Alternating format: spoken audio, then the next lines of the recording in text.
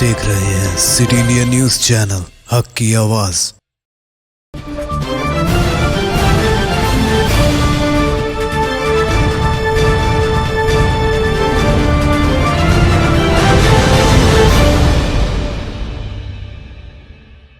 अस्सलामुअलैकुम नाजरीन, मैं Zakia Sadiq city India news के रियासती खबरनामा आईना दक्कन में आपका इस्तकबाल करती हूँ। खबरों से पहले सुनते हैं एक हदीस शरीफ। हदीस नबवी सल्लल्लाहु अलैहि वसल्लम, अत्ताइबु मिनज़्ज़ंबि कमन ला ज़ंब लह, इब्न माजा। गुनाह से तौबा करने वाला ऐसा है जैसा कि उसने गुनाह किया ही नहीं।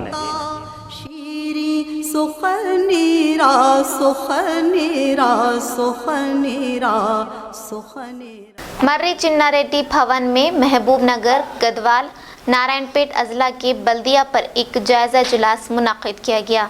इस इजलास की सदारत केटी रामाराव वज़ीर बराए बल्दी नज़्म नक्श ने की, जबकि मुत्तहदा ज़िला महबूब नगर से मुतल्लिक़ा वज़रा एस निरंजन रेड्डी और डॉक्टर वी श्रीनिवास गौड़ ने भी इस इजलास में शिरकत की। अपनी मुखातिबत में केटी रामाराव ने कहा कि नए बल्दियात में LRS की सहूलत बरकरार है और उसके मुताल्लिक़ तशहीर की ज़रूरत पर जोर दिया। उन्होंने कहा कि गदवाल और नारायणपेट शहरों में खुसूसी तरक्की पर ध्यान देने के लिए वहां मौजूद ओहदेदारों को हिदायत दी। वज़ीर मौसूफ ने मज़ीद कहा कि तमाम बल्दियात में सफाई का इंतज़ाम करें, शजरकारी, सड़कों की तोसी और मौसम बारह के पेश नज़र वबाई अमराज से तहफ़्फ़ुज़ के लिए इक़दाम करने पर जोर दिया। इस इजलास में तीनों अज़ला के बल्दी कमिश्नरान के अलावा म्युनिसिपल इंजीनियर्स और रियासती सतह के महकुमा बल्दिया के ओहदेदारान मौजूद थे। ప్రజల కోరిక మేరకు ప్రజల ఆలోచన మేరకు మరి ప్రవేశపెట్టిన విషయం కూడా మీ అందరికీ కూడా తెలుసు. అన్ని మనం కొత్తగా ఆమోదించిన విషయం కూడా శాసన వ్యవస్థ ద్వారా ఆమోదించిన విషయం మీకు తెలుసు. అయితే గతంలో తెలంగాణ రాకపూర్వం 68 మున్సిపాలిటీలు ఉంటే కార్పొరేషన్లు మున్సిపాలిటీలు అన్ని కలుపుకొని ఈరోజు ఆ సంఖ్య రెట్టింపుకు పైగా అయి 141కి చేరుకున్నది. తెలంగాణలో ఈరోజు జనాభా పరంగా చూసుకున్నట్లయితే దాదాపు 44-45% జనాభా పట్టణ జనాభాతో ఉంది. భవిష్యత్తులో పట్టణీకరణ జరుగుతున్న నేపథ్యం, అర్బనైజేషన్ అనండి, సబర్బనైజేషన్ అనండి, శరవేగంగా in fact Telangana might become the state where we will have majority population in urban areas and minority population in rural areas. ఆ పరిస్థితి కూడా రావచ్చు. కాబట్టి పట్టణీకరణకు, పట్టణాభివృద్ధికి ప్రణాళికబద్ధమైన ఒక డెవలప్మెంట్ జరగాలనే ఆలోచనకు మూల కారణం ఏమంటే ఈరోజు మెజారిటీ జనాభా తెలంగాణలో మనకు రాబోయే 5-7 ఏళ్ల కాలంలో పట్టణ ప్రాంతాల్లో ఉండబోతాం. కాబట్టి ఆ పెరుగుతున్న జనాభా, మళ్ళీ ఉన్న డెన్సిటీ ఆఫ్ పాపులేషన్ పట్టణాల్లో ఎక్కువ జనసాంద్రత, ఇవన్నింటినీ దృష్టిలో పెట్టుకొని మనం కార్యక్రమాలు కానీ ప్రణాళికబద్ధమైన అభివృద్ధి కానీ చేయాలనే ఉద్దేశంతో పౌర సేవలు కేంద్రంగా, పౌరుడు కేంద్రంగా, సిటిజన్ సెంట్రిక్ గానే మనం తెలంగాణ పురపాలక చట్టం కూడా కొత్త తెచ్చుకున్నాం. Extremely focused on citizen services, delivering good services to citizen అనే ఒక నినాదంతో అది పెట్టుకున్నాం. రెండవది ఏం చేశారు, सिकंदराबाद रेलवे स्टेशन के रूबरू वाक़े RTC बस स्टैंड की जदीदकारी के ज़रिए मॉडल बस स्टैंड बनाने का रियासती वज़ीर तलस्नी यादव ने बल्दी और ट्रैफिक अहदेदारों को हिदायत दी। आज उन्होंने मुकामी कॉरपोरेटर आकुला रूपा, महकुमा पुलिस और GHMC के आला अहदेदारों के साथ इस इलाके का दौरा किया। उन्होंने कहा कि रेलवे स्टेशन के अहाते को बैनुल-अक़वामी सतह पर तरक्की देने की ज़रूरत पर उन्होंने जोर दिया।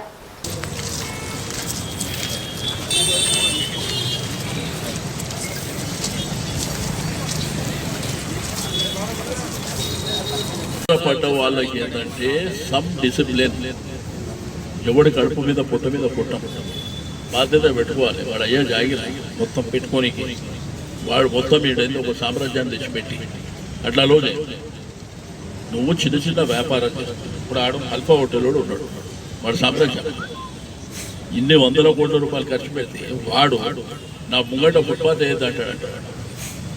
అవుతుంది పార్కింగ్ మీరు చూసారు కదా, అంత బ్రహ్మాండమైన రోడ్ వస్తే పిచ్చలమేడగా పార్కింగ్. నేనేమంటా ఇటువంటి లెక్కలు చేసేవాళ్ళని వదిలిపెట్టాను.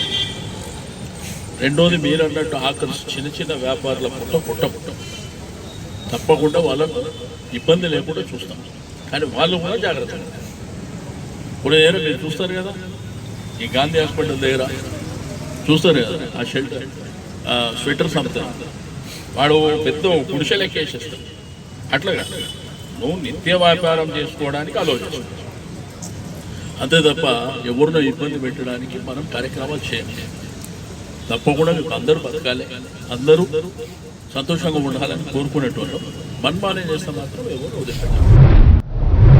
चीन और हिंद सरहद पर जंग के दौरान शहीद हुए संतोष बाबू की जस्तेखा की सूर्यापेट विद्यानगर में वाक़े उनके घर पहुंचने पर रिश्तेदारों और मुकामी आवाम ने आखिरी दीदार किया और इस मौके पर संतोष बाबू अमर रहे के नारे बुलंद कर रहे थे।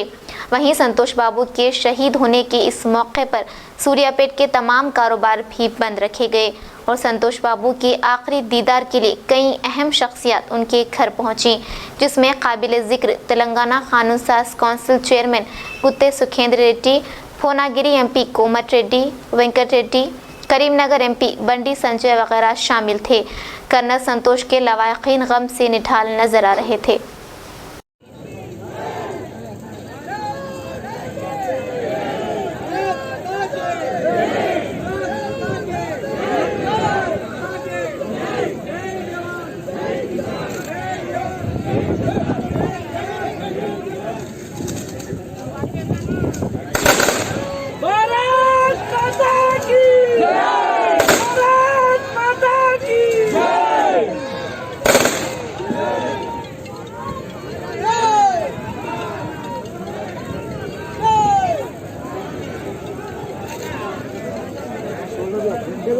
పైన ఉన్న పక్షులు కదా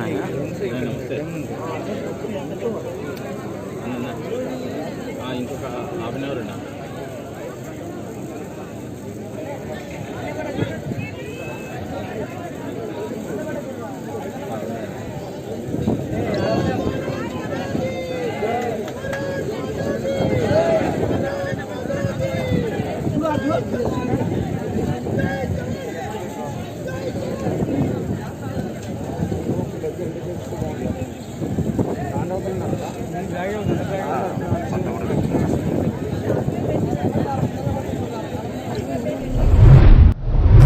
सदर मजलिस बैरिस्टर असदुद्दीन अवैसी ने आज ANI से बात करते हुए हिंद चीन सरहद पर शहीद हुए हमारे फौजी अफसर और जवानों की शहादत पर गहरे दुख का इजहार किया। उन्होंने कर्नल संतोष बाबू के ख़ानदान से इजहार हमदर्दी की और उनके लवाकिन के गम बराबर के शरीक होने की बात कही। असदुद्दीन अवैसी ने इस मौके पर कई सवालात उठाए और सिपाहियों की शहादत के लिए मरकज़ी हुकूमत को जिम्मेदार ठहराया। उन्होंने अप्रैल के तीसरे हफ्ते से सरहद पर चल रही कशीदगी से निमटने में नरेंद्र मोदी की क़यादत वाली हुकूमत नाकाम हो गई। क्योंकि उन्होंने किसी ने अपने बेटे को खोया, किसी ने अपने हस्बैंड को, किसी ने अपनी औलाद को खोया। तो एक बहुत बड़ी कुर्बानी इन तमाम बहादुर सिपाहियों ने मुल्क की सालमियत के लिए दी। दूसरी बात यह है कि पिछले अप्रैल के तीसरे हफ्ते से ये मुसलसल चीन की तरफ से गालवान वैली में पांगसोंग सू में वहाँ पर चीन की फ़ौज बड़ी तादाद में घुसकर करीब 4.5 किलोमीटर के करीब भारत की टेरिटरी को उन्होंने कब्जा किया। बार बार मोदी गवर्नमेंट तरफ से ही कहा जा रहा है कि नहीं नहीं कुछ नहीं, सब ठीक ठाक है, सब गलत है, सब गलत है। बाद में इसका इकरार होता है क्योंकि जब सैटेलाइट के तस्वीर आते हैं फिर दोनों मिलिट्री के ज़िम्मेदार लोग बैठकर बातचीत करते हैं। उसके बाद 6 जून को कहा गया कि डी एस्केलेशन होगा, डी एंगेजमेंट हो गया। सवाल ये पैदा होता है कि जब आप डी एस्केलेशन, डी एंगेजमेंट की बात करते हैं तो फिर हमारे ये 20 सिपाही कैसे मारे गए। हम सबसे पहली बात प्राइम मिनिस्टर से हम पूछना चाहते हैं कि इसकी अकाउंटेबिलिटी किस पर है, इसका जिम्मेदार कौन है। क्या प्राइम मिनिस्टर जिम्मेदार है, क्या डिफेंस मिनिस्टर जिम्मेदार है, क्या होम मिनिस्टर जिम्मेदार है, क्या NSA जिम्मेदार है या CDS जिम्मेदार है।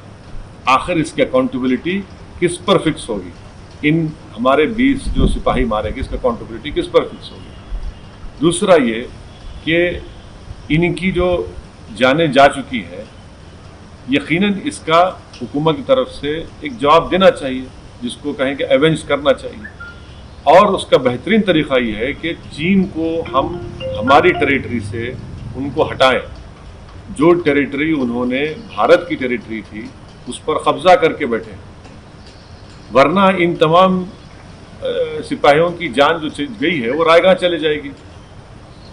अगर इनकी जान को जो चली गई है रायगा नहीं जाने देना चाहिए। इनकी जान की अगर अहमियत है तो हम वज़ीर आज़म प्राइम मिनिस्टर से मोदी से इस बात का मुतालबा करते हैं कि आप चीन को हटाइए हमारी ज़मीन से।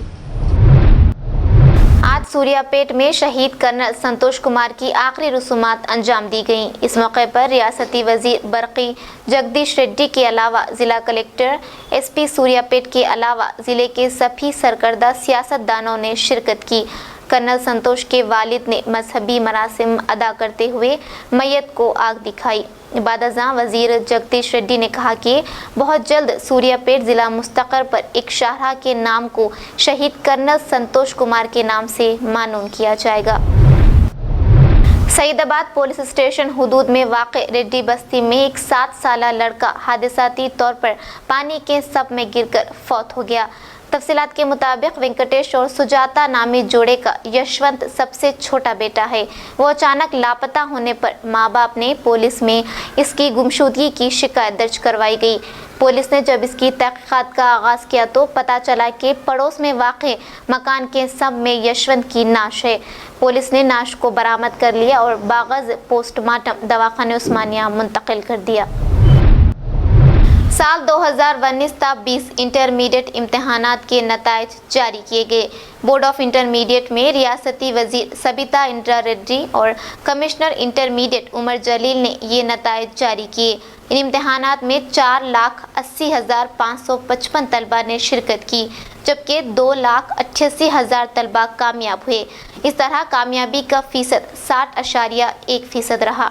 तलबा ये नताइज बोर्ड ऑफ इंटरमीडिएट के वेबसाइट examresults.ts.nic.in और results.cgg.government.in और tsbie.cgg.government.in पर देख सकते हैं।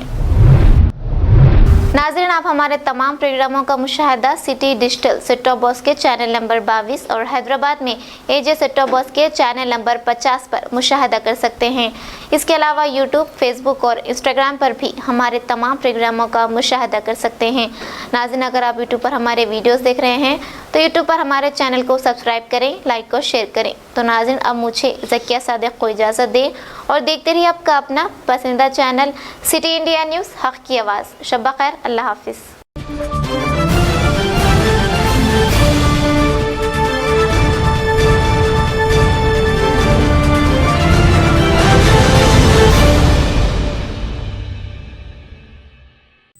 दोस्तों, अगर आपको हमारी न्यूज़ और एंटरटेनमेंट तमाम प्रोग्राम पसंद आते हैं तो फिर लाइक करें, शेयर करें और सब्सक्राइब करें।